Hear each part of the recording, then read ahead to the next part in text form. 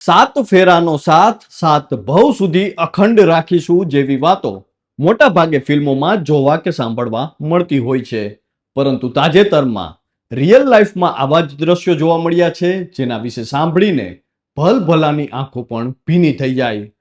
ભગવાનની ઈચ્છા કહો કે વિધિના લેખ, પણ પતિના મૃત્યુ થયાના માત્ર થોડા જ કલાકમાં પત્નીએ પણ અંતિમ શ્વાસ લઈ લીધા. દીકરાઓ હજુ તો પિતાની અંતિમ વિદાયની તૈયારી કરી રહ્યા હતા. તેની વચ્ચે માતાએ પણ અનંતની વાટ પકડતા પરિવારજનો પર જાણે આભ ફાટી પડ્યું. રડતી આંખે પરિવારજનોએ બંનેની અંતિમ યાત્રા એક સાથે કાઢી અને જ્યારે તેમના અંતિમ સંસ્કાર પણ એક જ ચિત્તા પર કરવામાં આવ્યા, ત્યારે એવું તે કરુણ દ્રશ્ય સર્જાયું કે ત્યાં હાજર સૌ કોઈ હિપકે ચડ્યા.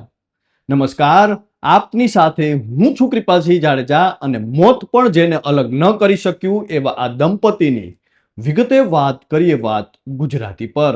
આમ તો આપણે ત્યાં 16 સંસ્કારમાંના એક સૌથી મહત્વના જો કોઈ સંસ્કાર હોય તો તે લગ્ન સંસ્કાર છે, કારણ કે અગ્નિની સાક્ષીએ બંધાયેલી ગાંઠ ભવોભવનો નાતો જોડી દેતી હોય છે અને આ સંબંધ અંતિમ શ્વાસ સુધી અતૂટ રહે તેવા વચને બંધાતો હોય છે. સુખમાં સુખી અને દુઃખમાં એકબીજાની ઢાલ બનીને રહેવાના કોલ અપાતા હોય છે, જાણે એક જીવ અને બે ખોડિયા.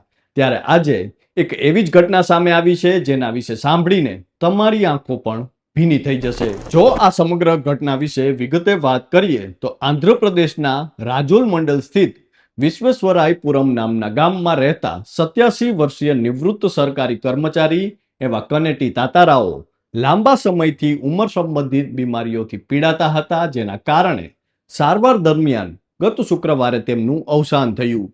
તેમના અવસાનથી પરિવારમાં શોકનું મોજું ફરી વળ્યું. તેમના મૃત્યુના સમાચારથી તેમના પરિવાર અને ગામમાં શોકની લાગણી છવાઈ ગઈ. ઘરના મોભીના અવસાનથી પરિવારમાં ભારે આક્રંદ થઈ ગયો. કોણ કોને છાનું રાખે તેવી સ્થિતિ સર્જાઈ. પતિના જવાનો આ આઘાત તેમના 76 વર્ષીય પત્ની એવા ઝાંસી લક્ષ્મી સહન ના કરી શક્યા. પોતાના જીવનસાથીના નશ્વર દેહને જોઈને તેઓ ભારે આઘાતમાં સરી પડ્યા. હજુ તો પતિની અંતિમ યાત્રા ઘરેથી નીકળે તે પહેલા જ ઝાંસી લક્ષ્મીની તબિયત પણ અચાનક લથડીએ અને પરિવારજનો તેમને હોસ્પિટલ લઈ જાય તે પહેલા જ તેમણે પણ અંતિમ શ્વાસ લઈ લીધા. પિતાના મૃત્યુથી ભાંગી પડેલ પુત્ર હજુ કંઈ સમજે તે પહેલા જ માતાનું પણ નિધન થઈ ગયું. માતા પિતાના એક સાથે અવસાન થતા પુત્રોની હાલત જોઈ ત્યાં હાજર સૌ કોઈ પણ ભાંગી પડ્યા. બાદમાં ભારે હૈયે પતિ પત્નીની એક સાથે અંતિમ યાત્રા કાઢવામાં આવી, જેમાં આખું ગામ જોડાયું અને જ્યારે સ્મશાનમાં એક સાથે પતિ પત્ની બંનેને અંતિમ દાહ આપવામાં આવ્યો ત્યારે તો ત્યાં હાજર સૌ કોઈની આંખો પણ ભીની થઈ ગઈ. પરિવારના સભ્યોના જણાવ્યા અનુસાર કનેટી તાતારાવના મૃત્યુ પછી માત્ર થોડી જ ક્ષણોમાં તેમના પત્ની એવા ઝાંસી લક્ષ્મીએ પણ અંતિમ શ્વાસ લઈ લીધા હતા. અનેક વર્ષો સુધી સાથે રહેનાર આ દંપતીની એક બાદ એક વિદાય થતા સમગ્ર વિસ્તારમાં ચર્ચાઓ થઈ રહી છે. આ ઉપરાંત પરિવારજનો અને સંબંધીઓ ઊંડા આઘાતમાં છે અને એક જ દિવસમાં માતા પિતાને ગુમાવનાર સંતાનો પર દુઃખનો પહાડ તૂટી પડ્યો છે. ગ્રામજનોના મતે તેમના વચ્ચે ખૂબ પ્રેમ હતો અને હાલ તેમનું જે કહી શકાય તેમના પ્રેમ અને સ્નેહનું ઉત્તમ ઉદાહરણ છે તે ગામમાં માનવામાં આવતું હતું, કારણ કે તેઓ જીવનના સુખ અને દુઃખમાં હંમેશા એકબીજાને સાથ આપતા હતા.